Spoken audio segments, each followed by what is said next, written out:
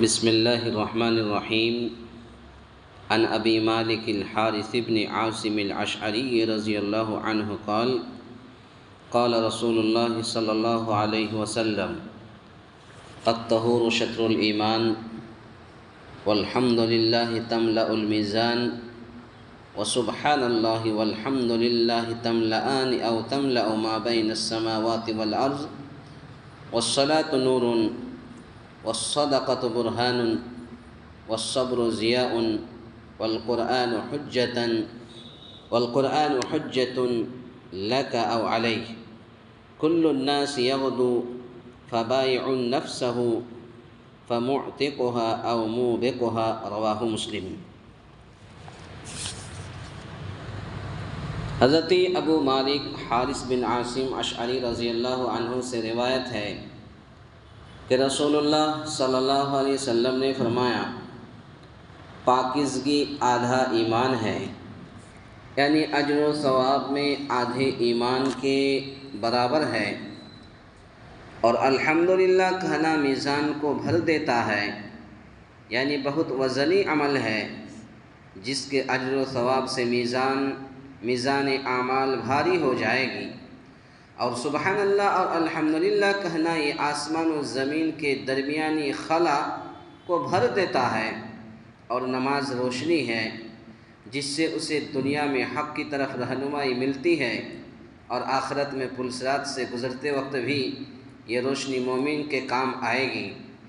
صدقہ دلیل ہے اس بات پر کہ اس کا ادا کرنے والا مومن ہے، صبر روشنی ہے، قرآن تیرے لیے حجت دلیل ہے، اگر اس پر عمل کیا جائے بصورت دیگر تیرے خلاف دلیل ہے، ہر ایک صبح صبح اپنے کاموں میں نکلنے والا ہے اور وہ اپنے نفس کا سودا کرتا ہے، پس اسے عذاب سے آزاد کرنے والا ہے یا اس کو اللہ کی رحمت سے محروم کی ہلاک کرنے والا ہے۔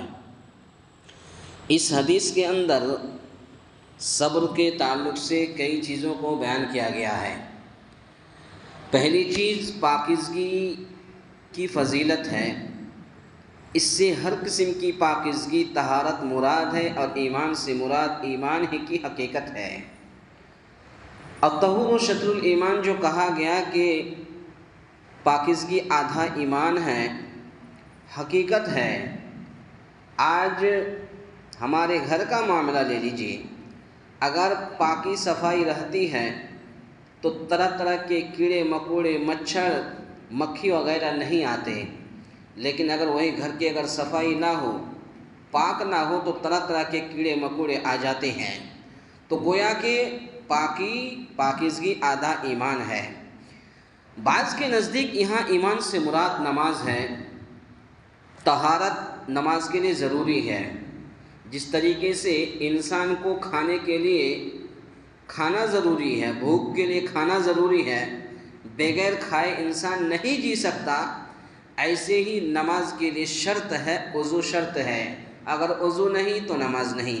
ایک چیز یاد رکھ لیجئے، اگر کسی کے وضو کرنے میں، اسی لیے اللہ کے نبی صلی اللہ علیہ وسلم نے فرمایا کہ تم وضو اچھی طرح سے وضو کرو، الوضوء احسن الوضو، یعنی وضو جو ہے بہترین سے ڈھنگ سے وضو کرو، اس لیے کہ اگر آپ کے اعضاء میں سے جو چاہے وہ ہاتھ ہو پیر ہو، اگر تھوڑا سا بھی سوکھا رہ گیا ہے تو آپ کا وضو مکمل نہیں، آپ کی نماز نہیں ہے۔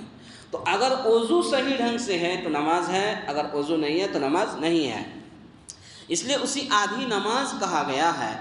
ذکر نمبر 2، ذکر الہی کی فضیلت۔ صبر کے تعلق سے یہ بھی ہے کہ آپ ذکر و اذکار میں لگے رہیں، ذکر و اذکار کرتے کرتے ہو سکتا ہے کہ آپ کے اوپر جو مصیبتیں ہیں، پریشانیاں ہیں، اللہ اس کو دور کر دے گا۔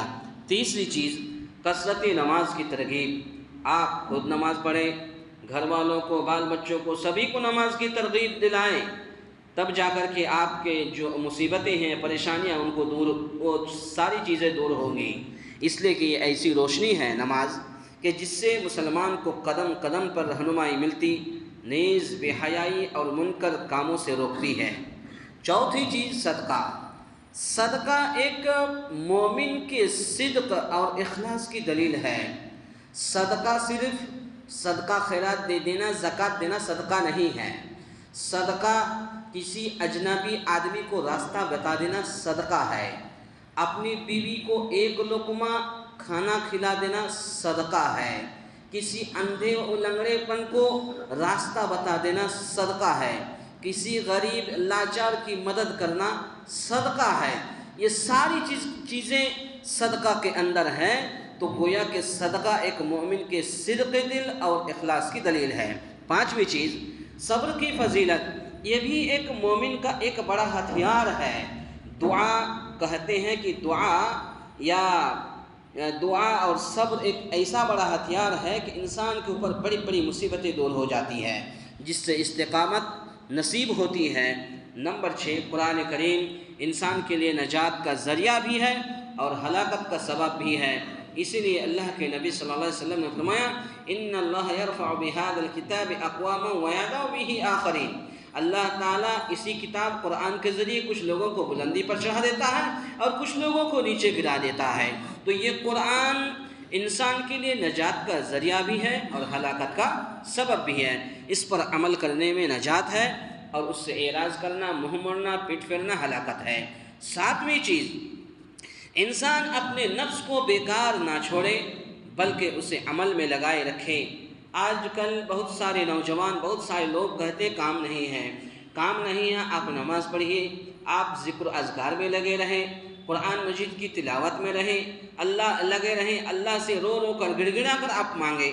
عمل بھی عمل صالح ہو، ایسا نہیں ہے کہ آپ عمل کر رہے ہیں اور نیک عمل نہ ہو۔ نیک عمل ضروری ہے، ورنہ برے عملوں کا ارتکاب اس کی تباہی کا باعث ہے۔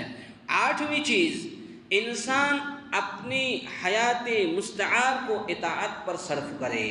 انسان اپنی حیات مستعار کو اطاعت پر صرف کرے، یعنی انسان کو اگر اللہ نے حیات دی ہے تو انسان اپنی حیات کو، اپنی زندگی کو جتنا ہو سکے زیادہ سے زیادہ اللہ تعالیٰ اور رسول اللہ صلی اللہ علیہ وسلم کی اطاعت پر گزارے۔ تو گویا کہ یہ 8 چیزیں ہیں، ہمیں اور آپ کو ضرورت اس بات کی ہے کہ ان 8 چیزوں پر عمل کرنے کی کوشش کریں۔ اللہ تعالیٰ سے دعا ہے، یا الہ العالمین ہم تمام مسلمانوں کو کہنے سننے سے زیادہ نیک عمل کرنے کی توفیق عطا فرمائے۔ آمین۔ اقول قولی ھذا استغفر اللہ لی ولکم ولسائر المسلمین واستغفروہ انہ غفور رحیم۔